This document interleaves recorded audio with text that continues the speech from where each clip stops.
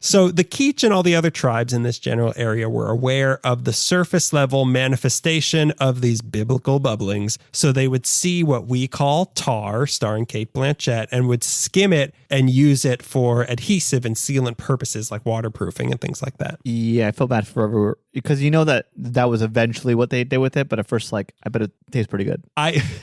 Let's dip our bread in that. And then after a couple dead ones, they're like, let's find another thing to do with it. Is this extra virgin?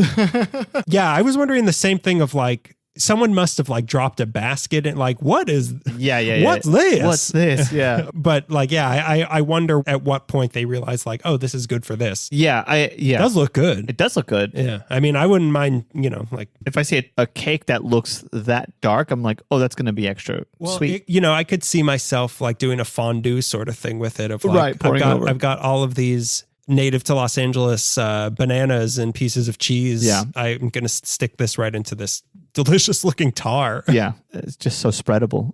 The incredible spreadable tar.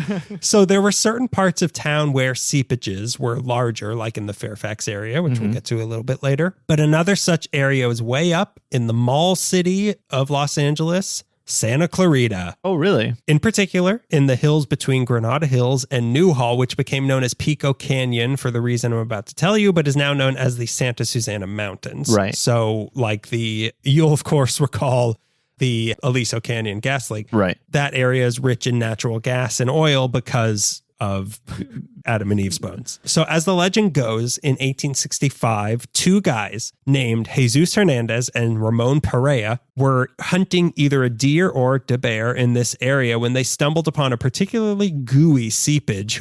There's a lot of gross words when you talk about oil. Seepage, gushers. Yeah. Fracking. Fracking's a nasty little word. That is fracking's a little word for little perverts. So these two guys, Ramon and Jesus, they immediately brought this ooey sticky icky to the guy who owned all of the land in the area, Andres Pico, the brother of Pio Pico, and the guy whose house we once did a different live show in. A different live show there. So now, still according to the legend, a guy who was staying with Pico at the time was his nephew-in-law, a Civil War surgeon named Dr. Vincent Gelchich. Yikes, Civil War surgeon. I know. His medicine shelf is it's just a saw. It's different saws. It's saws and whiskey. That's also his plan for a Friday night. So this guy had experience with refining oil in Pennsylvania and identified the crude and showed Andres Pico how to refine this stuff using a copper pot and a, quote, worm. I don't know if this is some oil lingo or if it's just exactly what it sounds like. Like, I don't know if he's like, take all this stuff, put in a copper pot, throw a worm in, and the worm absorbs a little bit of elbow grease. Yeah. Is it like a plumbing snake? It's not a real snake, it turns out. And hang on, all of these like boas start coming out. He's on to us, boys.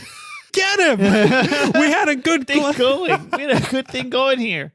All we have to do is get all of his hair out of the drain every once in a while, and he gives us all the mice he wants. Yeah, and there's a lot of mice in here. A lot of mice, and he doesn't turn us into belts. So yeah, I don't know if like literally they're just throwing a worm in. Like I have no idea what this means, and no one explain like in all the stuff I was reading, no one explained like, okay, before you start laughing, a worm is actually this chemical. Right. But also at the same time, no one said like, can you believe it? A worm. Like nobody either way was explaining it. So I'm just going to have to take it at two face values. Two face value. Worms have two faces. Yeah. It must have been in the time where it's like, I have a headache, get a leech. Like, yeah, that's what, like, it could make total sense either way. Yeah. So worms and crude, that's in a copper pot. As long as you've got, the copper pot's the hardest thing to find. So now, according to this legend, this one that I've just been telling you, Andres Pico was fueling his home by burning oil he was harvesting from the Newhall area before that technology otherwise spread out to California. And if some of the stories saying that this was actually happening in 1854 are true, that's before oil refining was even a technology in the world. That's crazy. But again, this is legend. Worms. Yeah. I don't know. Magic worms, copper pots. Jeez. Oh, there was also this other thing. They had these beans that grew really tall. And that's where Capitol Records building came from. Stole it from a giant, his record collection. There were 3 blind women who would stir this copper pot. They call it a cauldron, but that's outdated. 3 blind women that's what they used to call ladles. So in any case, people believed this story enough and claims claims.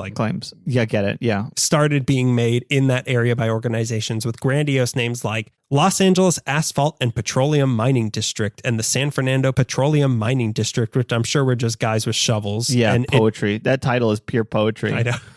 The sort of beauty that only a man with a shovel could come up with. A man with a shovel and little imagination. And a worm. Yep. I came out to California with a copper pot and a worm, and look at me now. The worm has like a monocle on. Yeah, I don't know if I can help you. I'm gonna talk to my worm about it, okay? But I'm gonna tell you right now, he usually says no. But I'm gonna talk to the worm. I'm thinking of branching the company off into two, and he just cuts the worm in half. Oh no, my competition. So all this, it drew in some of the Pennsylvania oil people hoping to strike it rich again out west. Also, this stuff in the Santa Susana Mountains. But this little mini boom turned into a full-fledged bust quickly because nobody really found anything worth digging for in those hills. Sorry. Yep. Their best one was producing about 12 barrels per day, which is kind of, I'd take it, but that's kind of nothing. Yeah. Until September 1876. A guy named Alex Mentry with the California Star Oil Company drilled the romantically named Pico number 4 oil well. And this one, the first one in the area drilled by steam power, hit literal pay dirt. Whoa. This one started spurting out 70 barrels a day and became the first commercially productive oil well in the western United States. So this was in Newhall. Wow. And sparked the great Los Angeles oil boom. This is where it all began. Yeah. Pretty soon, the Newhall area had over 200 wells that were producing over 180,000 barrels a year. Whoa. This helped grow the area of Newhall and also a town called Mentryville, named after the guy who started this. That's now a ghost town that you can visit. Oh, wow. Right just on the other side of the old Aliso Canyon gas leak. Just plug your nose. If you manage to make it on that side of it, have fun at the ghost town. So to handle all this oil, California's first oil pipeline was built in 1879 to stretch the 7 miles from Pico Canyon to a refinery that was set up in Newhall. Pico number 4 oil well was made a National Historic Landmark on November 13th, 1966, and was in operation until 1990. Damn. So this is where it all began. But Greg, who perfected all this pillaging of the earth in Los Angeles?